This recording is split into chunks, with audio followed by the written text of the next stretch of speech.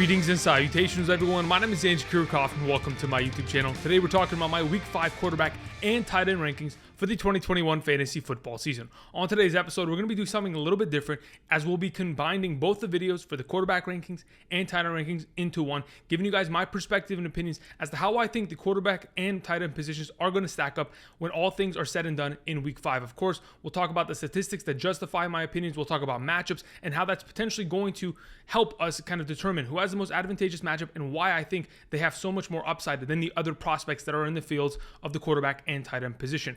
Of course, we'll cover both of these positions, giving you guys my perspective and opinions. But before we begin and get into that, I want to thank you guys for the incredible support. Of course, we are very close to surpassing 53,000 subscribers. Help us reach that goal by subscribing. For those of you who are new to the channel, we're making fantasy football content for the entirety of the 2021 season, whether it be rankings videos, rest of season strength of schedule, the hidden gem, Sunday morning live streams, impromptu live streams, trade targets, waiver wires on Mondays, all this kind of content in order to help you win a 2021 fantasy football championship. So if you're interested, be sure to subscribe. Of course, smash that like button and comment down below. Let me know which players that are not on today's list are you guys thinking may have a breakout week, whether it is at the quarterback and or the tight end position. Of course, we're going to start with the quarterback position. Then we'll talk about tight ends in the second half of the video. There will be timestamps down in the description.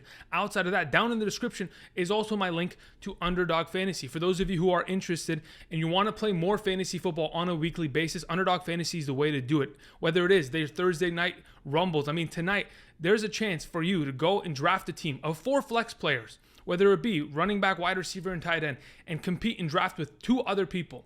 After your roster is set, you can go ahead and compete with thousands of other players, and whoever has the highest scoring roster by the end of tonight could end up winning 12 grand as the number 1 prize.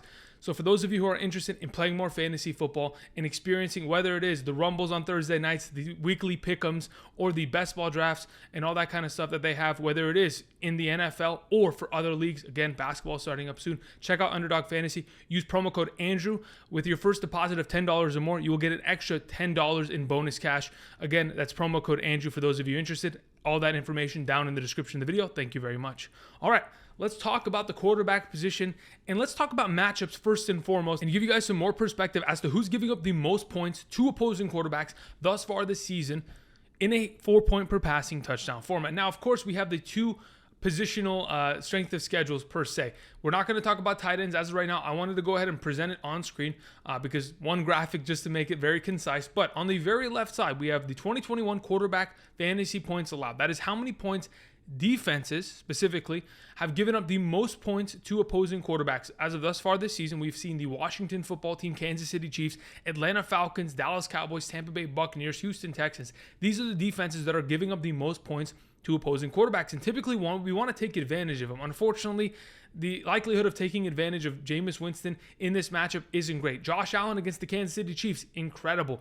The Atlanta Falcons playing against Zach Wilson, that's not great, right? We want to go ahead and take care of advantages in the matchup department because we know that it potentially could lead to more upside for a respective player because those defenses cannot cover and are giving up a lot of points on a weekly basis. Now, on the other end of the spectrum, when we talk about the Buffalo Bills, the Denver Broncos, the New York Jets, the New England Patriots, the Chargers, these are defenses that are pretty much safe and sound. Whether it is you want to potentially start a respective defense on a weekly basis, but like the Bills playing against Mahomes, we're still playing Mahomes regardless of this specific matchup. Ben Roethlisberger, we don't want to touch. Matt Ryan with Calvin Ridley out, we don't want to touch. The New England Patriots playing against Houston, Davis Mills, no, we don't want to touch. Baker Mayfield dealing with the shoulder injury against the Chargers, we don't. So a lot of the decisions are already being made for us, but this is kind of giving an extra stamp of approval as to, you know what, we don't even want to start these players because the matchups look so difficult. Either way, I'm going to refer back to these statistics as I progress through the quarterback session, and then of course, once we get to the tight end section, we'll talk about how it's broken down in terms of their matchup for week 5.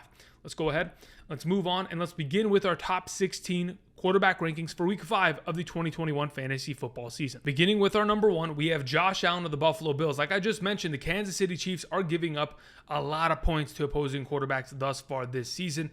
And specifically in the case of a Josh Allen-esque quarterback, he is of the top level, and going into a matchup in which you potentially have yourself a defense that isn't able to stop opposing quarterbacks. I mean, it was just 2 weeks ago that Justin Herbert went for 4 touchdowns against that Kansas City defense. Even last week, we saw Jalen Hurts with a dismembered offensive line end up getting 380 plus passing yards, 2 passing touchdowns, was able to get some work on the ground, which is very promising for a quarterback like Josh Allen in such a high-powered offense when everything around him and all the pieces around him are succeeding all at the same exact time, whether it is the run game, the offensive line, and the receiving core being fully healthy and ready to go into this contest. Now, he's coming off a week in which he played against the Houston Texans, and yes, in the fourth quarter, he didn't play. Mitch Trubisky got himself some points there for fantasy owners, but all in all, 250 passing yards, 2 passing touchdowns, 41 rushing yards, a pretty solid week for a guy like Josh Allen in a matchup in which he really didn't even play majority of the second half. Last year, he had the privilege of playing against the Kansas City Chiefs twice, one during the regular season and one during the AFC Championship game. In both of those games, he surpassed 2 passing touchdowns and 40 rushing yards. I think there's a very good potential in which the Kansas City Chiefs, who have been mightily struggling against quarterbacks, in fact, in the last 3 weeks have given up 2+ touchdowns to each respective quarterback that they faced, are going to have a hard time bottling up this Buffalo Bills offense. Josh Allen's a fantastic play and certainly my number 1 of the week. Moving on to our number 2, we have Patrick Mahomes on the other side of this matchup playing against the most difficult matchup on the week. The Buffalo Bills defense has looked great, but am I worried for Patrick Mahomes? Not in any capacity. Patrick Mahomes is coming off a week in which he had 5 passing touchdowns, 278 passing yards. Besides him and I think it's Kyler Murray, those are the 2 quarterbacks in terms of raw passing completion percentage, lead the National Football League. And when I look at the matchup against the Buffalo Bills, sure, they've been great all season long, but they've also had relatively easy matchups. I mean, Ben Roethlisberger isn't himself. Week 1, that's an easy W. In week 2, Tua gets injured. Brissett comes in. That's not going to lead to many fantasy points. Taylor Heinicke was able to score a lot. 2 passing touchdowns, 1 rushing touchdown. And in this last week, they had the privilege of playing against a Davis Mills, inexperienced rookie quarterback in an offense that is just completely, just terrible all across the board. I think the Bills defense is going to be exposed. They're not really that good. And I think Patrick Mahomes is going to have a lot to say about it. In the last 2 times that he's played against this defense, he's obviously dominated. Going back to the AFC Championship game with half of an offensive line, the guy was still able to produce 325 passing yards and 3 total touchdowns. I think there's a very good chance in which Patrick Mahomes succeeds, puts up great points. Kyler Murray's our number 3 and the thumbnail himself for today's video. Kyler Murray's a stud.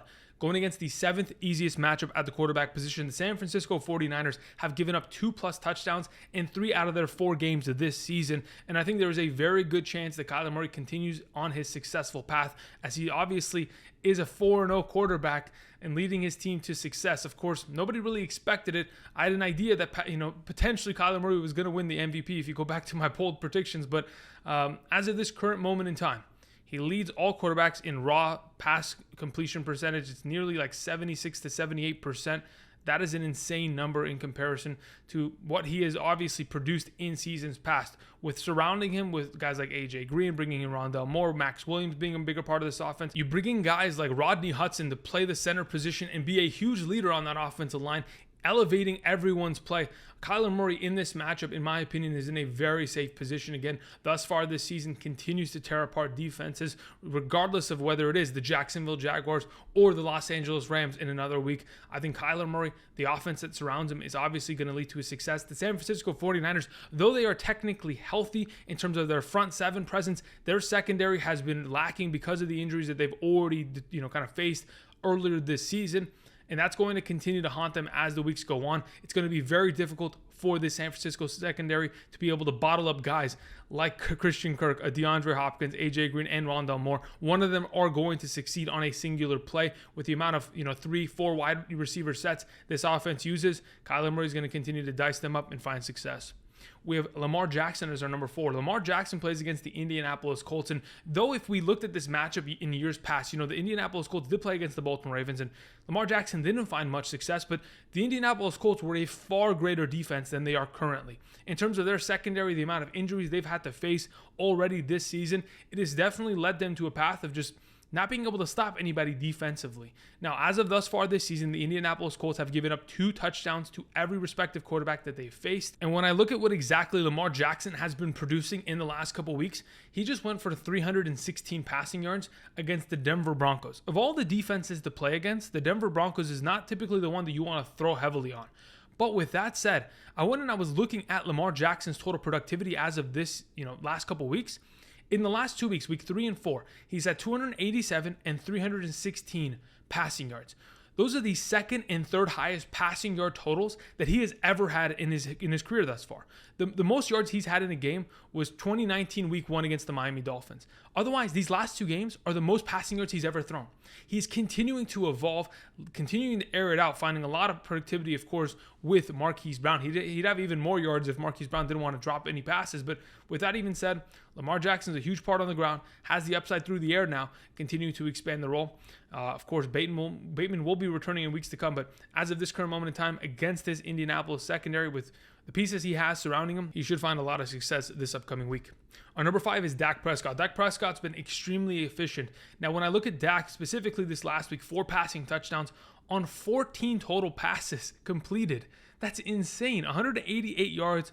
In terms of being able to throw a small volume of passes and be able to run the ball 20 to 30 times a week, the Dallas Cowboys have been extremely efficient, and that's why the wide receiver core specifically for the Dallas Cowboys hasn't been able to succeed much, because this is a run-first attack, and it often kind of reminds me of what Russell Wilson has had to deal with in years past, in which he had very limited passing attempts, similar to Ryan Tannehill from last year, but was still able to get a boatload of touchdowns, which saves their season as a whole and keeps them as a quarterback one. Now, at this current moment in time, in 6 out of the last 7 games that Dak Prescott has played fully without the health issue, he has thrown for 3 passing touchdowns. That's 6 out of the last 7 games that he has played as a Dallas Cowboys starting quarterback. I think, the New York Giants defense at times can make plays here and there, but ultimately they are not a great defense. They've given up 2+ touchdowns to opposing quarterbacks thus far this season. I know this last week against Jameis Winston and Taysom Hill, Jameis had 1 passing touchdown. Taysom Hill was able to get some rushing touchdowns. I count that all together because it is the quarterback position nonetheless. There's always a possibility of Dak Prescott running a quarterback counter to the pylon. You never know. But either way, I think Dak Prescott, the matchup, the 9th easiest one at the quarterback position. It's beautiful. I know there's a potential if, in fact, we end up seeing Amari Cooper miss without Gallup Cooper, they're still going to find success. CeeDee Lamb, Schultz, Zeke, Pollard, even Jarwin is, flashing every now and then. They've got a lot of potential. Dak's a great player at number 5. Number 6 is Tom Brady. And I know Tom Brady tilted a little bit on Sunday Night Football in New England and obviously didn't show his best overall performance. And it was a rain game. All in all, the conditions shouldn't have altered his overall play. It should have been an easier way to go, but, Bill Belichick had his number. This upcoming weeks, he plays against a team that, again, is also familiar with Tom Brady in the Miami Dolphins. But a lot of people talk about, when he goes down to Miami, he typically doesn't play. Well, to be honest, in the last couple games that he has played against the Miami Dolphins, in fact, in the last 4 games, every single game he has thrown for over 2 passing touchdowns. So I'm not really too concerned about it. Also, the Miami Dolphins, they don't look good either. I mean, they're a 1-3 football team. They haven't been able to string together much of anything in the last couple weeks. Though their offense has looked good, their defense is just giving up points in bunches. I think there's a very good chance that Tom Brady in this offense takes over. He's averaging 46 passing attempts per game thus far this season. And ultimately, when I look at the Miami Dolphins, the fact that they've given up 2 passing touchdowns in their last 3 contests, it leads me to believe that there's a very good chance that Tom Brady could be doing something very similar to that this upcoming week. And of course, finding himself some fantasy relevancy. We have Matthew Stafford as our number 7. Matthew Stafford tonight plays against the Seattle Seahawks. I have a lot of confidence in him because the Seattle Seahawks are one of the worst teams in the National Football League defensively. Of course, Matthew Stafford had his worst week of the season last week, and to be honest, statistically, wasn't that bad. 280 passing yards, 2 passing touchdowns, 21 rushing yards, almost got himself a rushing touchdown. My goodness, he was on the 1-yard line. They ended up turning it over on 4th down in that drive. Regardless, could have gotten himself 3 touchdowns once again in week 4, but wasn't able to, potentially get over the, the line of scrimmage and break the play. And ultimately, that being said, the Seattle Seahawks thus far this season, like I've mentioned, have given up 3 passing touchdowns in the last 2 weeks. They've struggled heavily against opposing quarterbacks, and it is a short week. I think that's very difficult for a defense that is already struggling to turn it around in a short week and be able to stop a high-powered offense like the Rams, whether it is against Cooper Kupp, Robert Woods, and then their deep threats of a Van Jefferson or Deshaun Jackson over the middle with Tyler Higbee. They're going to get the ball right on them, of course, because they can't stop the run either. We've seen a lot of running backs kind of tear them apart. The play action game will be a huge part. Matthew Stafford is in line for a great performance in a very easy matchup. Kirk Cousins is our number 8, and though Kirk Cousins produced a very underwhelming performance, 20 of 38 passing, and I mean, they lost, 14-7? They looked like they were going to be able to do something. Of course, scoring early and putting points on the board, that's promising in the first quarter, but it all fell apart from there on out. Kirk Cousins, unfortunately, was not able to perform well against that Cleveland Browns defense that have been pretty good all season long. With that said, gets to play against the Lions. The last 2 times that he plays against the Lions, specifically last season, he combined for 7 total touchdowns, 4 in one game, 3 in the other. I mean, in terms of all the quarterbacks in the National Football League as of right now, Kirk Cousins is sneakily been one of the most consistent, specifically because in 15 of the last 20 games that he has played, he has scored 2 or more touchdowns. That kind of stability at the quarterback position, with also Dalvin Cook potentially not playing this week with his injury, I think Kirk Cousins is in a very good spot against a very underwhelming defense and secondary for the Detroit Lions. We move on to the second half of our quarterback conversation, beginning with Jalen Hurts. Jalen Hurts, as of this current moment in time, in a 4-point per passing touchdown league, is the number 3 overall quarterback in fantasy. That is an insane number to think about, especially considering he's coming off a week in which he had no offensive line, was still able to produce 387 passing yards, 2 passing touchdowns, 47 rushing yards on 8 rushing attempts. We talked about his rushing total before the season. It is getting there, but his passing total is far beyond what we even anticipated. He is a pure passer, and he's continuing to produce every single week, regardless of who's surrounding him, who's out, who's in, and who's facing him. That is why I am not that concerned about this Carolina Panthers matchup. I think there's a very good chance in which we get another great performance out of Jalen Hurts, and regardless of whether or not they're catching up or leading in this game, garbage time does serve him relatively well, and I think there's a good chance of him cashing in on that. As of thus far this season, Zach Wilson has put up the most passing yards against the Carolina Panthers, which is in week 1, 258. Every subsequent quarterback has not put up as much. Obviously, Dak Prescott had 4 passing touchdowns last week, but 188 yards only. I think Jalen Hurts has a very good chance of airing it out against this defense and secondary that, of course, had to go and trade for Stephon Gilmore. Very cheap for a 6th-round pick in 22, 23. Ultimately, I think there's a good chance we get Jalen Hurts on the right track. Last thing I wanted to mention, Lane Johnson, Jason Kelce, and their left tackle, or former left tackle, now they have Dillard there, but Malata has a potential of all of them playing this week. If they can get a full offensive line healthy in there, his game continues to expand and the upside continues to kind of grow. We have Sam Darnold in the same matchup facing against Jalen Hurts and the Philadelphia Eagles defense. One of the easier matchups. They're in the middle of the pack in terms of giving up points to opposing quarterbacks. But like I mentioned earlier in the week, playing against Matt Ryan in week 1, playing against Jimmy G in week 2, that really hasn't exposed their defense. But in the last 2 weeks, of course, we saw Dak Prescott and Patrick Mahomes tear them apart. And I think Sam Darnold, of all the quarterbacks that is out there, that could potentially have another breakout game here. I mean, he's coming off a week in which he had 300 passing yards, 2 passing touchdowns, 2 rushing touchdowns, and 35 rushing yards. He currently has 5 rushing touchdowns. He's currently on a 3-game streak of 300-plus passing yards, and he potentially gets Christian McCaffrey back. The McCaffrey presence potentially takes a touchdown away from him off the board, but that read option down on the goal line has been beautiful for the Carolina Panthers offense. With, of course, more targets going to Robbie Anderson, this offense could potentially expand the role of the number 2 wide receiver option. But with McCaffrey potentially coming back this week, I think there's a good chance in which McCaffrey's catching the ball 10 times. Same thing with DJ Moore, couple sprinkles with the other receivers. But either way, this offense looks like they're on their way to having a pretty good season thanks to Sam Darnold and his efforts. I think it's a great matchup for him this week. Justin Herbert's our number 11. Herbert plays a tough matchup. Cleveland Browns are a tough team, but they really haven't played against great quarterbacks. I mean, the last time that they really did play against a good quarterback, week 1, Patrick Mahomes, 4 touchdowns. I think Justin Herbert is another one of these great quarterbacks. Obviously, not yet to the level of a Mahomes, but he's getting to that point as he continues to gain experience and the offense that surrounds him continues to improve. With that said, when I look at the Cleveland Browns and what they could potentially end up, giving up in terms of points, they are very good in terms of stopping the run. Austin Eckler's coming off a career game in which he had a career high 111 rushing yards. That is not going to probably pan out as they're giving up less than 3 yards per carry. It is going to be on the back of Justin Herbert to throw the ball. In the last 2 weeks, he has scored 3+ touchdowns against the Raiders and Kansas City Chiefs defenses, both division rivals. I think he's in a pretty good spot to air it out and find a lot of success against this secondary.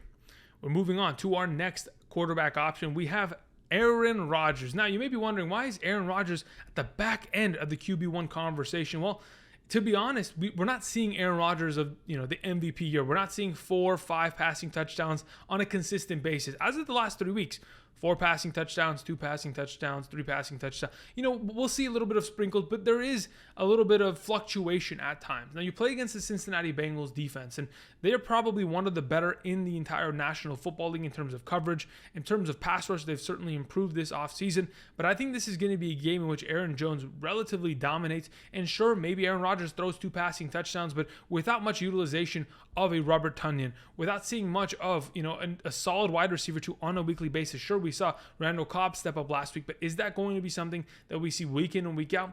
I think it's probably unlikely. The fact that he went up against the Pittsburgh Steelers and struggled as much as he did, 20 for 36 passing against the secondary that is the worst, or one of the worst, one of the bottom 3 amongst all in terms of coverage according to Pro Football Focus. I think it's tough to 100% believe that Aaron Rodgers is coming out for another 4 passing touchdown game. If he does, well, then he's Aaron Rodgers, and it is what it is. But I think we're not going to see those numbers, relatively as often as we did last year, and that is why I put him at number 12 in a matchup in which, sure, probably should end up scoring 2 or 3, but he doesn't need to, and that often leads to them running the ball and taking touchdowns off of his hands.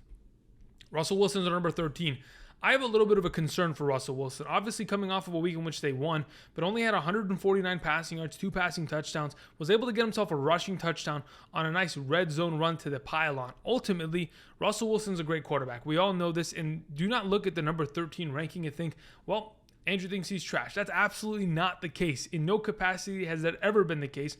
The only issue is that Russell Wilson and his history against the Los Angeles Rams defense has not been great. And though the Rams defense can be potentially, exposed once again this week, Kyler Murray did it last week, maybe on a short week, there's a chance that Russell Wilson gets it done. The issue is that in the last 3 games that he played against the Rams, specifically all last season, the 2 regular season games and the playoff games, he only combined for 4 total touchdowns. Sure, Russell Wilson in all 3 of those contests were able to get a pretty good amount of rushing yardage. I think on Underdog Fantasy at this current moment in time, there's a rushing yardage total over-under. I think it's like 28 yards. I think he can very easily surpass that, especially if, in fact, Chris Carson is out tonight. So that's a pretty good number if you are looking forward to that. For those of you who are interested, description for all the information on Underdog. Anyway, in terms of what we can see tonight against the defense that is on a short week, I think they're trying to redeem themselves. I think Russell Wilson is probably going to get himself 2 passing touchdowns. But if, in fact, because Tyler Lockett is still dealing with an injury, Chris Carson's not there, they may not be at full force. And if all they need to do is lock down DK Metcalf, then maybe if, in fact, Russell Wilson may be in trouble. And that's why I have him at number 13. He's still a good play, but I am worried because his full team that surrounds him isn't at a full capacity on a short week. Joe Burrow is our number 14. Joe Burrow came off a great performance Thursday Night Football against the Jacksonville Jaguars, has had 10 days to potentially prepare for this Green Bay Packers game. Joe Burrow, as of late, 2 passing touchdowns has been a consistent thing, and we're continuing to see that with Mixon potentially being out. There's a likelihood that they continue to throw the ball very heavily with Higgins back, with Jair Alexander looking like he's probably going to miss this upcoming week's game. I think this is a full force, just throw the ball the entire game for the Cincinnati Bengals in order to either keep up or maintain a lead against the Green Bay Packers offense. I think Joe Burrow, as of the last couple weeks, has performed well. I think he can once again have himself a great performance here. Taylor Heinicke is number 15, playing against the New Orleans Saints. I think the Saints are giving up, the 5th fewest, the 6th fewest points to opposing quarterbacks thus far this season in a 4-point per passing touchdown league. With that even being said, Taylor Heinicke has been 2+ touchdowns in each of the last 3 weeks that he has started. Whether it was week 2 against the Giants, dominated. Week 3 against the Buffalo Bills, found a lot of success in garbage time. And in week 4 against the very bad Atlanta Falcons secondary, torched them, got himself yards on the ground, through the air, scored 3 touchdowns, boom. Taylor Heinicke is no joke. I honestly think that Taylor Heinicke may end up being a real deal in the coming weeks, as he has, in the last 3 weeks, been a consistent top 15 fantasy quarterback. And that's why I have him in this conversation, because despite what the New Orleans Saints, front seven has to say, and I know they've got a pretty good front seven in terms of stopping the run, that is going to force Taylor Heinicke to air it out. And looking back at just what, Daniel Jones did, Daniel Jones just threw for 400 yards against that secondary. There's a very good chance that Taylor Heinicke continues to air it out, getting Curtis Samuel back. I know they have Logan Thomas on the injured reserve, but they still have Ricky Seals-Jones to contribute there at that position. J.D. McKissic's feasting. There's a very good chance Washington is able to compete, and Taylor Heinicke puts up some nice points here. The last option I wanted to mention is Daniel Jones. Speaking of him, last week, 402 passing yards, 2 passing touchdowns, 27 rushing yards against the New Orleans Saints defense. This upcoming week takes on the Dallas Cowboys, giving up the 4th most points to opposing quarterbacks thus far this season. Of course, we've seen many quarterbacks kind of have their way with this defense, whether it was last week, Sam Darnold, going back to week 1, Tom Brady. There have been quarterbacks that have put up great numbers against the Dallas Cowboys. Is Daniel Jones one of these quarterbacks that can get it done? Like we talked about earlier this week, when you expect him to play well, he doesn't show up. When you expect him to play bad, he does show up. Hopefully, this isn't the case. Hopefully, we'll have a great performance from Daniel Jones against a division rival. Ultimately, it's just a matter of Daniel Jones versus the Dallas Cowboys secondary and the amount of points they've given up to tight ends, respective quarterbacks, and even wide receivers. I think Daniel Jones is in a very advantageous spot, regardless of whether or not Shepard and Slayton return, because the receiving options around him are improving with the talent that they have. We're going to go ahead and move on to the tight end position, talk about our Week 5 tight end rankings. Before we talk about our top 16 rankings as a whole, we of course want to introduce, once again, the matchups, talking about 2021 tight end fantasy points allowed. The Baltimore Ravens, Houston Texans, Tampa Bay Buccaneers, New York Giants, Dallas Cowboys. These are the defenses giving up the most points to opposing tight ends thus far this season at a very high capacity. Again, the Baltimore Ravens unfortunately had to take on, Travis Kelce, Darren Waller in back-to-back weeks in the beginning, and that's why their number is as high as it is. But, there are a lot of matchups this week that we're going to specifically talk about, and the reason why I wanted to show you these statistics is because I'm going to refer back to them, because a lot of the tight ends we talk about today for this week have incredible matchups, and those matchups are going to dictate their overall success, especially because, again, there are a lot of linebackers that can't cover. We talk about it every week. The Tampa Bay Buccaneers haven't been able to cover linebackers since midway through last season. It has been a plague for that defense that Devin White, Levante David, they cannot cover tight ends. And that's just a fact. And I think going into this upcoming week, we could potentially see, like a Mike Gesicki play there. On the opposite end of the spectrum, we have like the Patriots, the Tennessee Titans. We talk about them. They're pretty much cut from the same cloth in terms of the Belichick tree, always stopping tight ends. The Arizona Cardinals have been very good against opposing tight ends. That does not suit George Kittle well, but you'll see off the rankings exactly how I think he's going to perform. Let's get into it, shall we? Talking about our top 16 tight end rankings for the week, beginning off with our number 1. Again, it is going to be Travis Kelce. Now, unfortunately, Travis Kelce didn't have the greatest performance. 4.3 fantasy points. He had obviously picked up for the slack that obviously, Tyreek Hill was producing in weeks prior. Tyreek Hill disappeared for 2 weeks, and then all of a sudden was like, you know what? I'm going to show up, score 3 touchdowns, and render Travis Kelce as a non-factor in this contest against the Eagles. With that said, this is the first time that Travis Kelce has produced less than 10 fantasy points in the last 11 games of his career during the regular season. That is a number to, of course, take into account because he doesn't do this often. Only, twice last season did he ever produce less than 10 points in a half PPR scoring format. So you'll very rarely see this. Obviously, you're going to fire him up against the Buffalo Bills.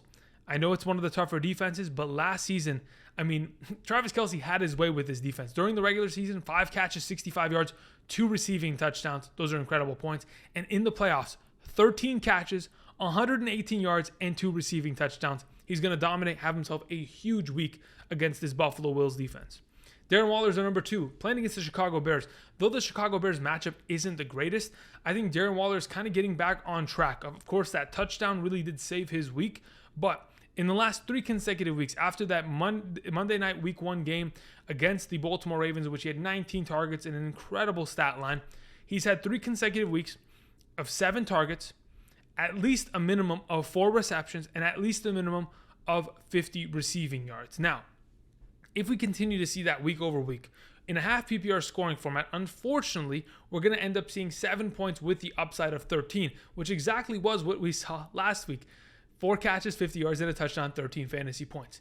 Is there upside there? Yes, it absolutely is there. It's just a matter of Derek Carr continuing to look in his direction. A lot of defenses are bottling up Darren Waller, but regardless of this, he is one of the top tight ends in the National Football League as it currently stands.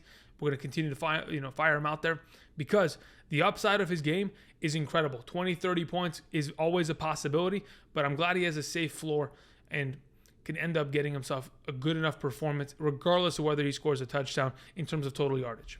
We have Mark Andrews as our number 3. Talking about incredible matchups, the Indianapolis Colts, in my opinion, are another matchup in which you could take advantage of. Lamar Jackson, like we mentioned earlier on today's video, in the last 2 weeks has thrown the second and third most amount of yards in his entire career. They are continuing to air it out, with their backfield pretty much being in flux, whether it is Tyson Williams in 1 week, Latavius Murray in another, then they're activating and deactivating Devontae Freeman and Le'Veon Bell. Lamar's kind of getting a little bit stiff in terms of his injury and whether or not he can run. I think Mike Gesicki opening up with a 5-catch, 57-yard touchdown game last week was great. Of course, we've seen Gerald Everett earlier this season score against this defense. Mark Andrews is coming off another week in which he has more targets. Obviously, safe production in terms of just yardage, 9.2 fantasy points. But always, we're looking for that touchdown. Hasn't been able to get it this season, but I think this may be the week in which he does so. TJ Hawkinson's our number 4, playing against the Minnesota Vikings. The Minnesota Vikings haven't really given up much in terms of touchdowns to opposing tight ends, but there have been tight ends, nonetheless, that have scored points. The Seattle Seahawks duo of Disley and Everett combined for 6 catches, 93 yards. Max Williams a couple weeks back, 7 catches for 94 yards in that game. It's all a matter of game script. And when, in fact, the Minnesota Vikings are leading by a pretty wide margin, I expect TJ Hockenson to get the target total that he has seen. What do you have? 8 total targets last week, 4 receptions, 42 yards. Unfortunately, those are back-to-back very underwhelming games after having 15-plus points each of the first 2 weeks. That is the tight end position. That is the volatility that we have to potentially expect. But either way, we're throwing them out there in a pretty good matchup against Minnesota. Dalton Schultz is our number 5. Now, you may not have expected Dalton Schultz to be here, but man, the New York Giants matchup is perfect. I mean, it is literally gold. Besides the fact that Dalton Schultz is coming off of back-to-back games against Philadelphia Eagles and, of course, this last week against the Carolina Panthers in which he scored touchdowns, is getting a great amount of total targets. In terms of his snap counts, as of last week against the Carolina Panthers, he saw a season high of 79% of the total snaps played. That is a great number for him in this offense.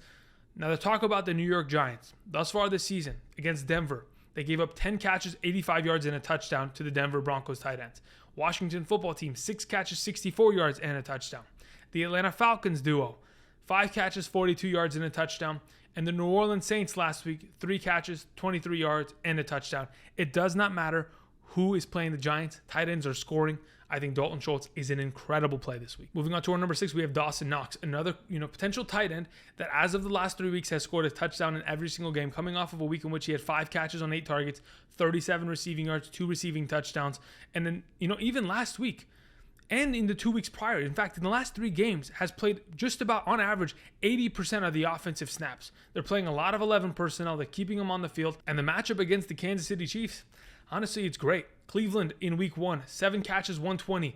Baltimore, 6 catches, 66. The Chargers, 5 catches, 57. And of course, this last week, the duo of Goedert and Ertz, 11 catches, 116, and a touchdown. The tight end position can very easily succeed against this defense, and the amount of usage, the amount of opportunity in terms of targets, and the amount of production we've seen from Dawson Knox solidifies him here as our number 6.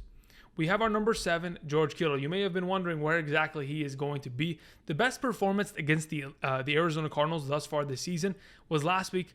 Tyler Higbee, 4 catches, 36 yards. That says a lot considering the Arizona Cardinals in years past used to be the defense we want to all go after, but they've certainly improved their interior linebackers. Their safeties are playing far better in terms of coverage. I'm worried about George Kittle mainly because Trey Lance is probably going to be the starting quarterback. And from what we've seen from Trey Lance, rookie decision-making, extremely inconsistent. If you're playing against the Arizona Cardinals pass rush, this offensive line isn't going to be able to pretty much, hold the pressure of J.J. Watt and Chandler Jones. And I honestly think there's a good chance in which, Trey Lance doesn't look in the direction of a George Kittle. Though it should be the case, probably won't. In the first half of this last week's game against Seattle, Jimmy G targeted, George Kittle 8 times. 8 of his 10 total targets came from Jimmy G. Only 2 of them in the second half. And that was literally the full second half came from Trey Lance. It is very concerning. Ross Dwelley scoring. There's obviously just, more arguments that are potentially being built against Kittle. I still think that he is a good play because of, it's Kittle. He can always come out with a 35-point performance in any given week. Again, as of late, he hasn't been as consistent. That is why I dropped him down to our number 7 with an inexperienced quarterback starting this week. Mike Gesicki's our number 8 in the last of the first half of our tight end conversation for today. Again, I mentioned it. The Tampa Bay Buccaneers give up points in bunches. And since Jacoby Brissett has taken over the starting quarterback role for the Miami Dolphins, Gesicki's been great. He's coming off a week in which he had 5 catches, 57 yards, and a touchdown. The week prior, double-digit targets, double-digit catches, huge yardage count. Incredible. Obviously, we're going to have to wait and see what exactly happens with Tua and what Gesicki looks like in the future. But as of this upcoming week, Tampa Bay, thus far this season, week 1 against Dallas, 9 catches, 65 yards given up. In week 2, 7 catches, 88 yards. In week 3 against the Rams, 5 catches, 40 yards, and a touchdown. And just this last week, once again exposed at the tight end position, whether it is via receptions, yards, or even touchdowns. Hunter Henry, Jonnu Smith combined for 7 catches, 46, and 2 receiving touchdowns. Mike Gesicki's in a very valuable spot. And with a lot of garbage time and a lot of passing from Jacoby Brissett, Gesicki should be in a great overall position to succeed. We move on to the second half of the tight end conversation. Kyle Pitts is our number 9. With Calvin Ridley not traveling to London because of a personal issue, of course, thoughts and prayers, whatever that ends up being, we are looking at Kyle Pitts as potentially the number 2 receiving option in this offense behind Cordero Patterson. As of this current moment in time, he's coming off of a week in which he had 9 total targets, only 4 catches for 50 yards. But like I talked about with Darren Waller earlier, Darren Waller this last week, 7 targets, 4 catches, 50 yards, but got himself the touchdown. All we need is a little bit more exposure, a little bit of a higher quality of targets and touchdown opportunity. And I think we are going to see Kyle Pitts have a little bit of a breakout game in London against the New York Jets defense. We know Robert Saleh, his defense is typically kind of surrounded around stopping opposing tight ends. They haven't really given up many points to them thus far this season.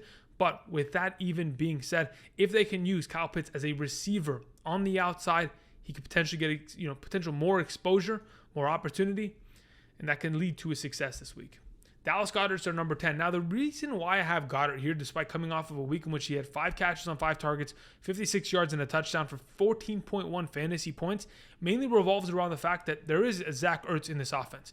Though Goedert is playing about 74% of the snaps, especially last week, and Ertz is playing about 50%, they're both on the field at the same time. There's always a potential that they could be taking value away from one another. But with that said, I still think there's a potential where Goedert could score, get himself some fantasy points against the Carolina Panthers defense. We saw, of course, this last week, the tight ends for the Dallas Cowboys, Schultz and Jarwin, combined for 7 catches, 76 yards, and 2 receiving touchdowns. To be honest, if we end up seeing Dallas Goedert, Zach Ertz both succeed this week, I wouldn't be surprised. Noah Fant's are number 11. I don't mind Noah Fant, but I do mind Drew Lock. That is my only issue, and that's what I'm going to present. Pittsburgh Steelers defense is typically really good against opposing tight ends, even going back to last season, and I don't think that's changing anytime soon. They lock them down on a weekly basis. With that being said, Noah Fant is coming off a great week, 13 fantasy points, obviously got himself 10 targets. Now, 6 of those 10 targets came from Drew Lock. That's great. A lot of that coming in those games, but ultimately, if Drew Lock isn't able to get this team down into the red zone, if Drew Lock isn't able to get enough receptions for a guy like Noah Fant, if he's only going to get himself 4 catches for 46 yards and not get the touchdown because they can't get into the red zone, it is going to render Noah Fant as a very underwhelming potential option this week. That is my only concern because I don't really trust Drew Lock, and I think the surrounding pieces that kind of go in this offense diminish their overall value. On top of it, Albert Okwuegbunam, the backup tight end for this team, the second-year tight end, used to play in the same school, college, as Drew Lock, so there's a potential that they could hook up instead of Noah Fant. Tyler Higbee's our number 12. I think Higbee's in a decent spot tonight. Seattle, as of thus far this season, in the last couple weeks, have given up a bunch of points. Tennessee, 6 catches, 67 yards. Conklin, 7 catches, 70 yards and a touchdown. And the 49ers last week, Kittle and Dwelly combined for, 5 catches, 61 yards and a touchdown. Higbee is a decent option. Can he score a touchdown? Certainly. Will he score the touchdown? That's the gamble.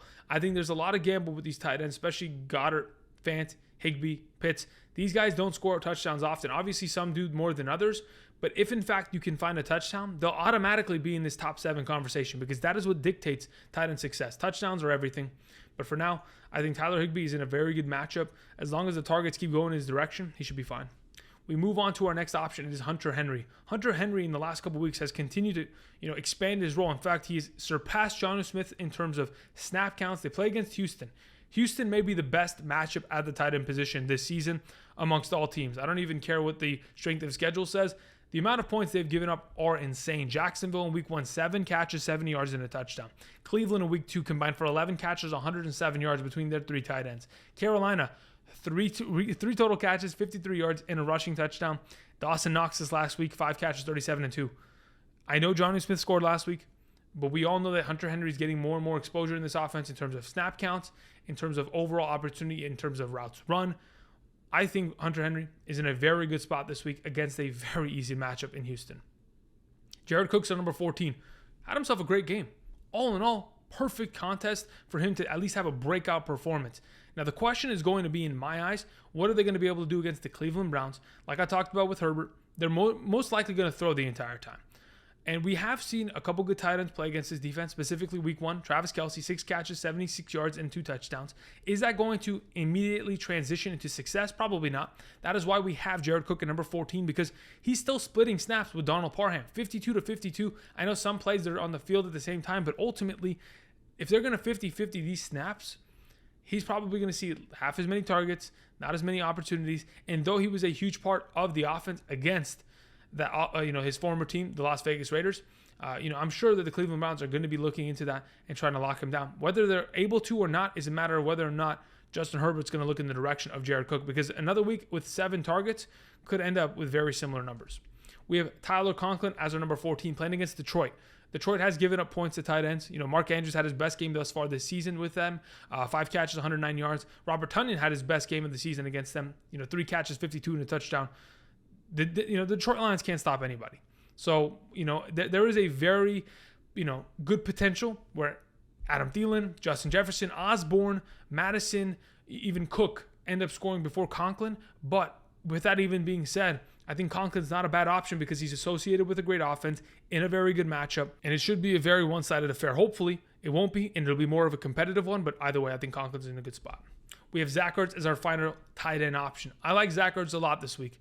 I think ultimately it's a matter of whether or not he or Dallas Goedert scores in that given week. Of course, you go back to week 3, he scored, and in the opposite in the next week. He's coming off a week in which he had, 6 catches, 60 yards? That's 9 fantasy points. We will take that. I think it's a good matchup against the Carolina Panthers defense. They were struggling against opposing tight ends this last week against Dallas. Zach Ertz in a good spot. Those are my top 16 tight end quarterback rankings for week 5 of the 2021 fantasy football season. Thank you, everybody, for watching. Do not forget to subscribe, like today's video, and of course, if you haven't yet already, check them out. Underdog Fantasy tonight, the Thursday Night Rumble. Pick 4 fantasy players at the flex position, draft against other people, and compete against thousands for the grand prize. I think it's like $60,000 worth of prizes today. For those of you who are interested, check that out. Promo code Andrew. If you deposit your first time deposit of $10 or more, you get $10 in bonus cash immediately, and you can go ahead and start playing, drafting, and having fun on Thursday night. Thank you, everybody, for watching. And until tomorrow, we'll be talking about some other fantasy things. I don't know exactly yet, but we'll see. Maybe hidden gems. See you guys. Peace.